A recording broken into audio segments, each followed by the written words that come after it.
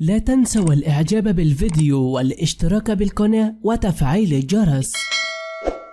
أخطاء مسلسل حق عرب. حق عرب هو مسلسل مصري يعرض في عام 2024 على قناة أون، تدور الأحداث حول عرب الذي يسعى للهروب من ماضي مرير، ولكن يلقى هذا الماضي بظلاله بين الحين والآخر، فلا يجد من سبيل غير التصدي له ومواجهته وتولي الأحداث. تدور أحداث المسلسل حق عرب. تتخلص قصة مسلسل حق عرب في أحداث درامية واجتماعية ممتعة لا تخلو من التشويق والإثارة، ويبدأ المسلسل في إطار اجتماعي شعبي حول عرب الزويركي، وهو شاب يعيش في حي الجمالية وتزوج بالفنانة دينا فؤاد، ويواجه الكثير من التحديات التي تجعله يدخل في صراع بين أبطال العمل، مع وجود قصص إنسانية وجانب رومانسي في إطار شعبي، حيث تعرض خلالها الفنان أحمد العوضي لبعض المواقف التي تغير مجرى حياته، خاصة بعد إنقاذ مالك المصانع رياض الخولي من حادث تكشفه. الأبطال أحمد العوضي، وفاء عامر، أحمد عبد الله محمود، وليد فواز، سلوى عثمان، دينا فؤاد،